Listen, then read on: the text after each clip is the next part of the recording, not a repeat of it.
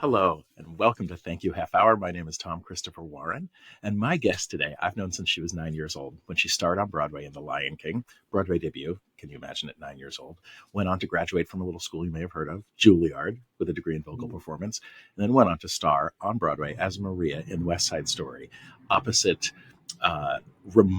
just an incredible cast of people in the Encores production of Into the Woods opposite Heather Headley. Can you even imagine? Regionally, as Eva Peron in Evita, as Jellylorum in the groundbreaking revival of Cats, the Jellicle Ball.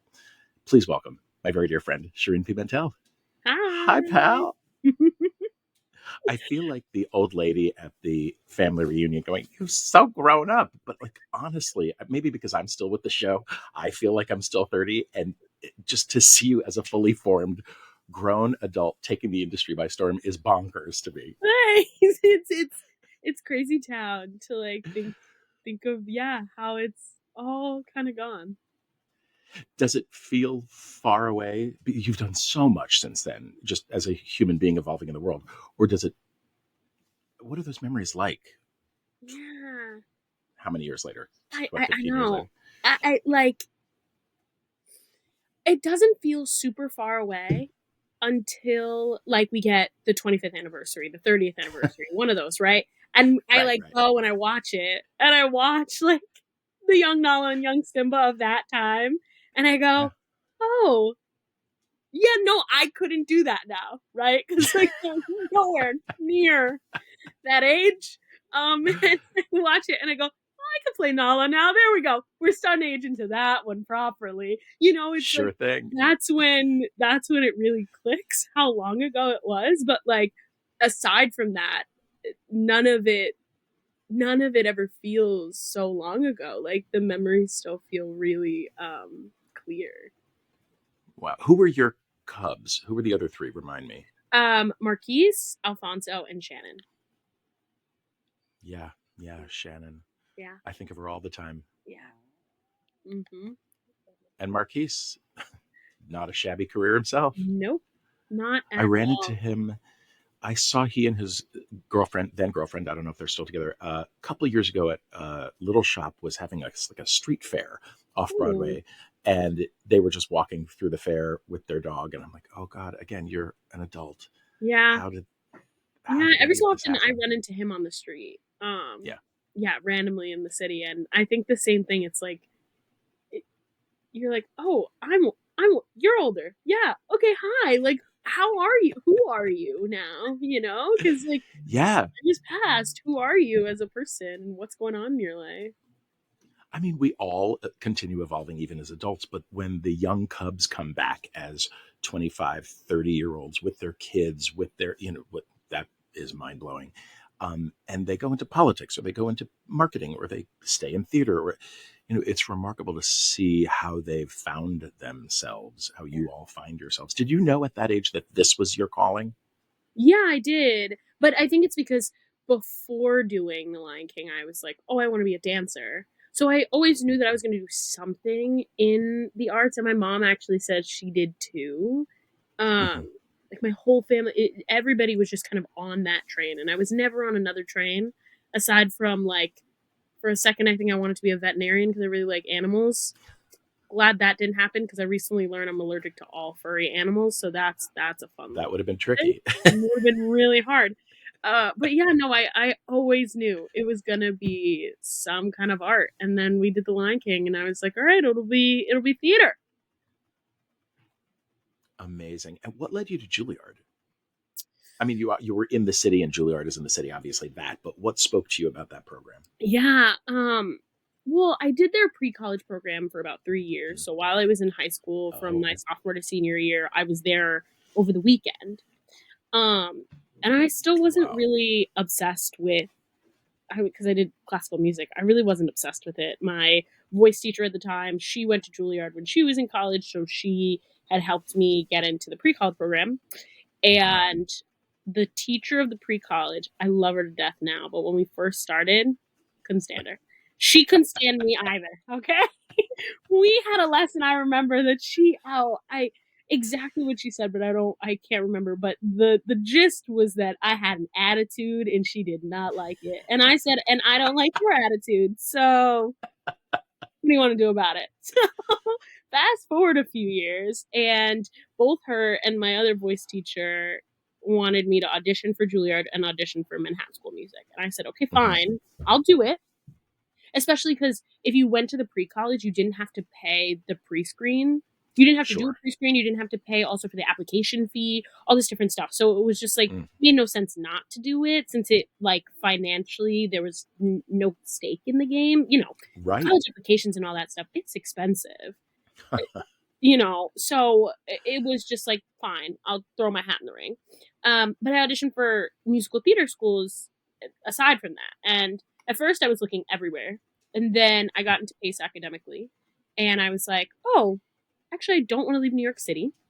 And I stopped looking outside. Didn't audition. So the big schools, the CCMs, the Carnegie Mellons, the Yeah. Michigan, never auditioned. Because I was just like, no, I want to stay in New York. What am I doing? Okay. Um, and so I did all New York programs and I auditioned for Juilliard. And I remember telling my friends, I was like, I don't want to go. This is not what I want. And then I got in, and all of my friends, they were like, well, the day that you say no, can't wait. I want to be there. And I talked to everyone. I was like, there's something that's calling for me to stay in this building. I don't want to get this degree really, but something is telling me to stay here. And I had a teacher who said, well, no matter what decision you make, you just have to make it with both feet and you got to go into it. Because either decision, there will be pros and there will be cons. And Great advice. you'll never know what's going to happen. But if you have one foot in and one foot out, you're always going to have a hard time. And Great advice. it took me till decision day. And I said, okay, I'm going to go. And I decided to go really not for the degree, not for the classes, for the people. I started to think to myself that I love actors from Juilliard, and I wanted to know what made them them. Why? What does the faculty see in those 18 people every single time that range from a range of like, just graduated from high school to I'm in my 30s, I have kids, I've been doing this for a long time, and I'm coming back for my master's. What do they see in that range of people to accept them? Yeah. And I thought I really wanted to be in that environment more than anything else. And it really ended up being exactly what I needed. There are parts of me that are like, oh, I'm sad I missed such and such a class I would have taken, had I gotten a BFA. And at the same time, I'm in New York City. I can take any class I want to with any person I want to. So, my life didn't stop and classes didn't stop.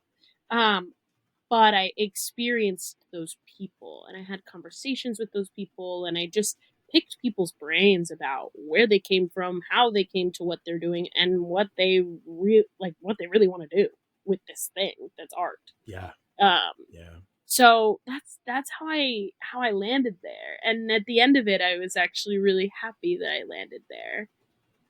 Yeah. That's what I tell students. I taught at a university level for 7 years, and formerly in a university, and then in New York at NIFA for 7 years prior to that. So a lot of high school kids cross over my desk, and through that whole college search, and the median number of schools kids audition for now is low 20s, and that's paying 20 application fees, admission, like auditions, going to unifieds, going to moonifieds. So it's really overwhelming. And what I try to tell the parents is the classes will all be good. The teachers will all be good. You will get a solid education, but you need to visit the space. You need to breathe the air, and you need to talk to the people, the teachers, the alum, the current students. And you need to get a sense of who these people are and how they're finding their voices, their artistic voices in that space. And some of them will vibe with you and some won't. And that's what you need to learn. And there's no one can tell you that. And you trust your gut. Like my favorite thing about that whole journey was that I was so dead set. I'm not the biggest academic person, but I was dead set on going to NYU. I was like, Okay. that's where I want to go. I have to go to NYU. And when I tell you, I walked in the building, did my whole thing, and I walked out and I said, I don't want to go to NYU. And it wasn't anything other than a gut reaction to the building, to Totally. the space, to like, I feel, especially when we're in high school, so many people ignore their gut reactions. And that's actually what's going to take you through your entire career. A gut reaction telling you, I should audition for this thing. I shouldn't audition for this thing. I think I should sing this song. I think, because we have no idea. We're just going off of what we know and what we Right. feel right about. And so you have to learn to trust yourself from that point where it's like NYU has a great reputation. And yet I left the building going, no, I don't want to go there. Not for me. Yeah. Yeah, and my mom went, "Why?" And I said, it's just not where I should be." And it's a wonderful program still, and it's still got wonderful faculty Sure. that teaches you amazing things. It wasn't right for me, and we all need to go to the place that's right for you. That's why And I people. wonder, yeah, I mean, I wonder if it's because you were a working professional at such a young age that by the time you were 17, 18, you had enough agency and context to be able to have that understanding, to be able to Yeah, form that thought. Not everyone has that ability, and what a gift that yeah. ends up being, right? I also find that because I was going through pre-college at Juilliard, and even though I know a lot of people are like, "That's wonderful," I didn't really want to be going through it. So when it came time for college, I was like, it's my time now. Me. We're doing what Shereen wants to do, Yeah. you know? And so finally it was a situation where no one can talk me into anything. I'm doing what feels right to me. And that I think led me to going. And so I always hope for anybody who's going through the like college process that they do it for them. Like pick where you're going for you. Pick all the things as much as you Yeah. can for yourself.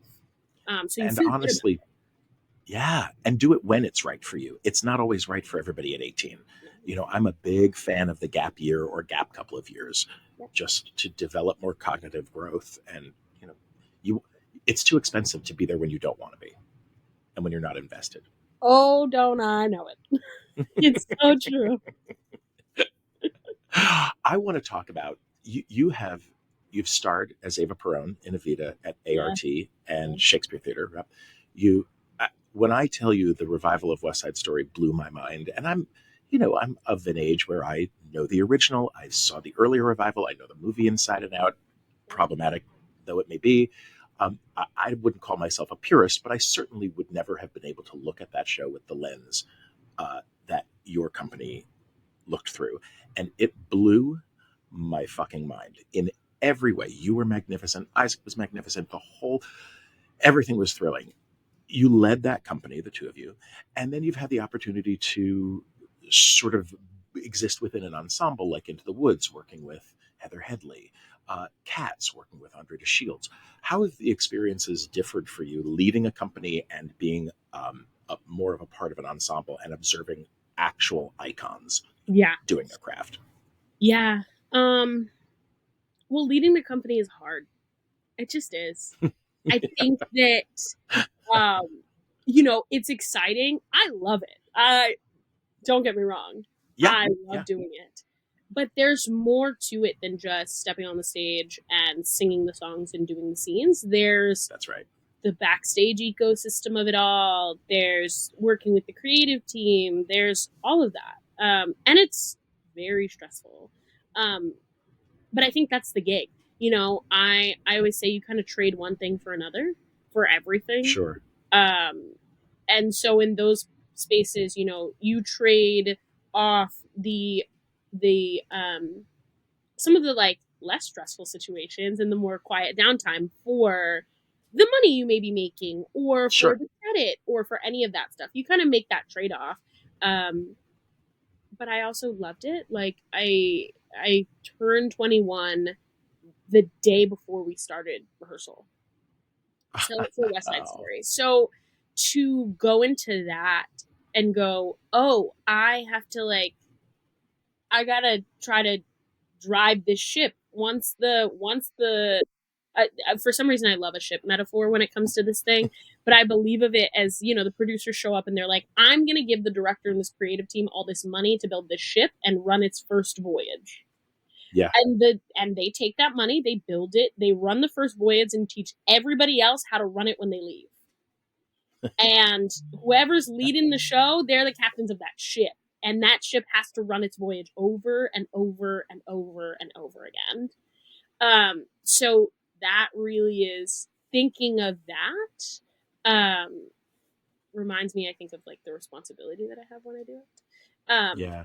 But then when you get to be in an ensemble, and when you get to watch somebody like an Andre de Shields or a Heather Headley, a Sarah Bareilles, any of those people, you see how they run the ship. You now get to sit back and you do get a, less stressful situation, but you get to learn. Somebody right before I did West Side, I ran into them on the train and they had said, you're going to learn a lot on the job. And I thought, what are you talking about? I know a lot. I got it. No, you learn a lot on the job. And then you get to watch other people, which is, I think, truly the best way to learn how to do it. And Heather Headley has to be one of the nicest people I've ever worked with in my life. And getting to learn from like her kindness and how she shows up for her scene partners and how she, cares for people. And even though I was a straight up, for me, I was a nobody, and she is Heather Headley. She was like, I heard you did all this kind of stuff in your credits, and like, you know what I mean? Talking to me as like a colleague and all of these things, and showing me how you show up when you're the lead of the thing and you have someone that you're, shepherding through. Also Andre's like, again, incredible. It's like, I have had such a privilege to work with absolute like titans in the industry. Yeah. And they show how amazing they are as people. And how much you can learn from them in that respect. Because that's like more than half the gig. We all can sing and dance and act. Like, you know what I mean? We all can get up on stage and do it. There's that whole other piece that is so important.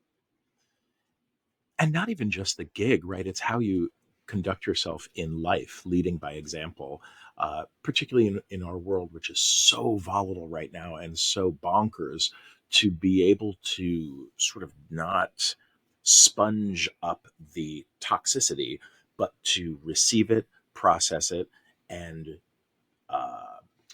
just lead through example in how to navigate it.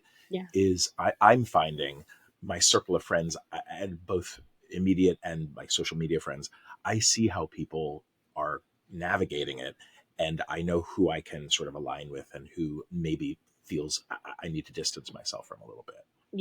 Yeah, there's a lot, right? We all can see it. We all hear about it every day. There's a lot going on. And I think that it's so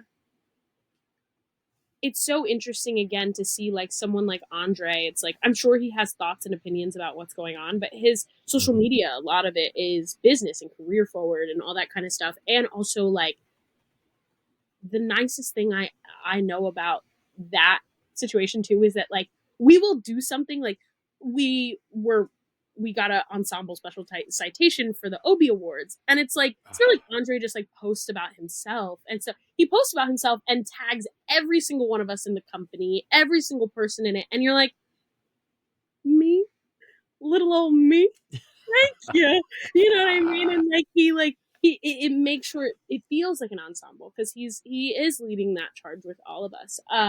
But for me, I take examples like that where I'm like, maybe for me personally, it's like my social media is just about my business and the business of theater, and all that kind of stuff. And, taking my time with the people that are close to me, kind of talking about the craziness that's going on in the world.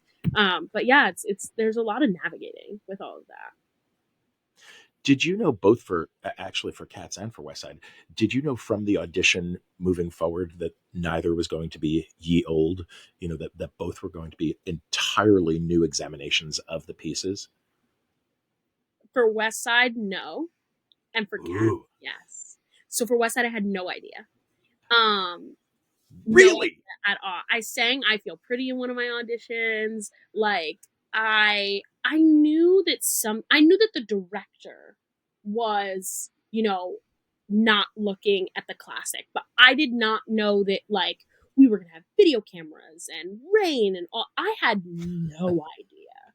But I do remember, so I had auditioned for the understudy ensemble on the same day that I was flying out to London. Because I was going to tour an opera with school. And so I got to London, did that part, made it to France, and I get an email that's like, hey, can you FaceTime today to talk about West Side? Sure. We FaceTime. They're like, they want to switch it up. They want you to come in for the role.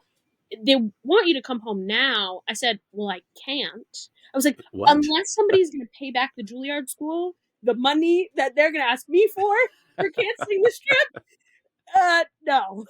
So they're like, we'll deal with it later. So I get home, I do I don't even do another I do one session. I do a 1 hour work session with Bernie and the entire casting team to prep me to go and do a final. So wait, let me jump in. Did you spend your whole European tour wondering if you made a mistake turning down coming back, like sort of up in the air, not knowing? A little bit. So I was like confused. Like no one was really telling me what was happening. My agent was telling me as much as he knew, where he was like, if they want you back, they're going to get you back. And I said, okay. And he was like, so for right now, you should be able to just come home and do the audition. I said, okay. And I was getting like every so often, like an email being like, you should do this thing, or like, well, it was truly just like waiting by the phone being like, what's happening? So I do this 1 hour work session, and they had told me they had a acting coach who was like on hand for the show. We did a few sessions. She's like, you really should just go in there thinking the opposite of what you would think about. So no white dress, wear black, know this, wear that, and I was like, okay, sure. So I like walked around Manhattan for hours with my mother looking for a black dress that felt right. We finally, in the last store we went to, found something. My mother got a red piece of ribbon and sewed clips on it to make it like a little red sash. And I went into this audition, and they were like, no, pull the hair down. Take off the sash. Keep the black dress. I said, okay. Still, like, going against everything I thought of, but I was like, maybe this is just the director. No one told me, we're going to do video. We're going to do all this stuff. We're going to make it one modern act. dress. I know none of this. I end up, like, booking it from a tape, too. Like, booking it from that session. Bernie goes, turn on the tape, and, like, and he looks at me, and he's like, if it's not good, I promise you I won't show it. I said, okay, fine. I was like, okay, I can do that. So we record all the material that I do. Go home. It's supposed to have an acting session. That gets canceled. It's 4th of July. No one's contacting me. I have no idea what's happening. I have a nightmare that my agents are going to drop me, and that I didn't book West Side. Next day at the gym, find out I booked it from the tape, and I was going to do the show. So I never met the director. I never met the choreographer. I never met anyone. What? So I didn't know anything because I never met anyone until the first day of rehearsal, which was the design presentation. And I said, oh, okay. Oh. Sure. Different from Cats, where, everyone knew there was a Vogue ballroom version of Cats. Got it. They had me do a tape, and then called and said, can she dance? I said, well, yeah, like I can dance. They're like, can she Vogue? I said, no. They're like, can she come in for a dance call? I said, do you really want that? Are you sure? I did. I did the voice call, did the dance call, left, called my agent, and I was like, you would have laughed. I said the first 8 count, maybe second 8 count, I was fine. Third 8 count, it all went to shit, and and I said, and he was like, oh my God, I'm so sorry. I was like, no. It would have been a good laugh, because I had a good laugh. Because what else am I supposed to do? Right. And then booked that one, and I knew as much as I could about it. The choreographers are in the ballroom scene, and they Yeah. explained stuff while in the audition. And then found out more about it as I went. Where we had a Zoom to talk about the design presentation for them to show me that I had blue hair and that I was going to be wearing like these stiletto fur boots. And I Yeah. learned again more and more as I've been going. But yeah, my career really has been like taking these shows and just kind of like putting our hands in it and like Turning them on their it head. up Yeah. and turning them on their head and doing all the craziest stuff with them. That's been like really fun and also um like great to me about like I don't think I'm a purist, and at the same time sometimes I am. And Yeah. so Same. kind of helping me to get out of what I feel is the thing, and like forcing me to look at it in another way. It was Michael Arden's Once on This Island. I was that Mm. no, it was the Oklahoma revival first Ah, that made yes. me go, okay, you need to change your mindset and get out of, look through a new lens, because I thought that was breathtaking. Yeah. And then Once on This Island did the same thing, because I remember the original Once on This Island and I was a purist. I sobbed my way through that show probably 5 times. Yeah. But then Arden's reimagining of it completely changed my mind. It was the Into the Woods at Regent's Park that was pro shot. And so I was able to watch it on some platform, National Yeah. Theater at Home, I think. And so now I have much more of an ability to go in with an open mind. West Side, when to do the balcony scene with no balcony, I found so remarkable, and I will never shake the image of the two of you being pulled apart. And for anybody of my tens of followers listening who may not have seen this, Google that image. The whole thing was just thrilling, and the fucking rain, just constant rain, and Yeah. it was so visceral, Yeah. and the timestamp of it all. And did you cut I Feel Pretty? Yeah. Did that? Yeah, just remarkable. Every decision felt so intentional, whether you like it or not. Yes. You can't help but recognize how intentional, how smart, how informed all those decisions are. I Yeah. happen to love it.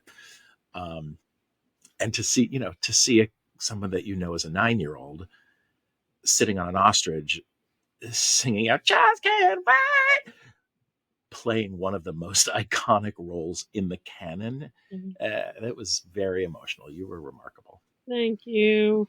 But I will Listen, say that piece specifically really taught me, you know, jumping in like head first. Because I'll say there were some stuff in that rehearsal room that I was like, no, what? really. No. And we still did it. We still tried it. And funnily enough, that moment was one of them. So originally, the thought was we're going to have the Sharks and the Jets come out and lift you both in the air. Right. And on the final note, you're going to fall back and then like roll out. And I was like, I'm singing like a high note. You want me to Right. sustain it like beautifully, start on like piano, crescendo a little bit, like all this stuff musically. And I was like, and at the same time, you want me to free fall backwards? No, you're out of your mind. And I looked over at our music director and he goes, just do it and we'll talk about it later. And I said, okay. So we kept trying to do it and it wasn't working. But and I kept going, and yet there is a photo that one of my friends has, and my face, I was miserable because I was not having it. Okay, and then we come back another day, and we ended up doing the pulling apart, which took us days because it was Worth it. a little bit like it was a little free form to it, and we had to find the right rhythm to catch it. But then you see the photo, and I was like, "Oh, this is breathtaking!" One, and it is so smart. And I was like, "Okay, fine. I have to try everything once, as long as I don't hurt myself, and then make the decision after." If it is something that I don't want to do, because it ended up being so beautiful by the end of it that it's one of my favorite photos from the production. It's one of my favorite photos from theater. Honest to God. I will never shake that image. I think I projectile leapt like from my box seat into the orchestra. It just incredible. I'm a crier anyway, but well, it's like the Shadowlands, right? Nala has to, however that original rehearsal went, where Nala has the scene with Scar stage left, and she runs up the ramp, and then she has to like dead sprint upstage across the stage, booking it, then enter, balance on one leg, and start singing Shadowland on a straight tone, no vibrato. No vibrato at all. What? That's exactly it. There are times when I have put together these shows, and when we're done, I go, "What did I just make? What did I just do to myself?" And so whoever else is gonna have to do it again. That part. Oh my gosh. Okay, while I wrap us up, what do you have coming up that you're looking forward to? Not work-wise maybe, but or just a vacation or some family. What do you got coming up? Life is like, it's really nice. So I went from doing Cats to doing Ragtime in St. Louis to doing West Side again in Houston. I have not sat down, which I am so thankful for, because as an actor we never know. But I'm finally sitting down, which feels really nice. That's great. So work-wise, auditioning, doing a gala next month, doing a show at 54 Below next week. So that's great. Really nice little like pockets of things. Love it. I'm going to go to London for a few days next month as like a little vacation. I'm also a UK citizen, so I'm just, looking around. You are? I am. Yeah, my mom is a citizen, so by way, I get my citizenship, so I'm a dual citizen. I'm just looking around, seeing what's going on over there. Sure, I get it. I get it. But aside from that, that's it, which feels really, really nice. I met my boyfriend during Cats, and so we've been together for almost 8 months now. So I'm like spending time being with him, because he has been a trooper, and he has now gone through 2 full contracts of me being away. Sure. So I am trying to stay stationary for a little bit, because he did that for most of the beginning of our relationship. Yeah. I mean, that's what you sign up for, but it's not easy. Oh, no. Yeah. And, the unfortunate thing was that Cats was done. I had 2 weeks between Cats and Ragtime. So we had 2 weeks of me here not working at all before I left. And then we had 2 months together, but then I left again for 2 months. At the top of the year, I was gone. I just got back like a month ago. So, Ragtime was... Yeah. Ragtime was a long run, Mm-hmm. It is definitely what they sign up for. But before I was like, when I finished West Side, I was like, we've been long distance more than I've been home. So I'm kind of staying stationary for a little bit, which is nice.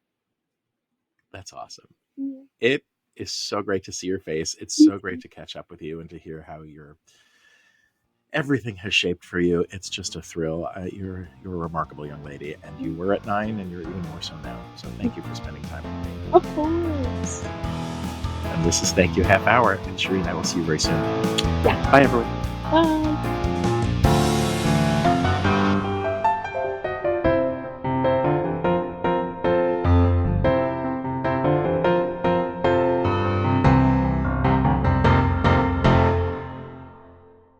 Boxland Media. Think big.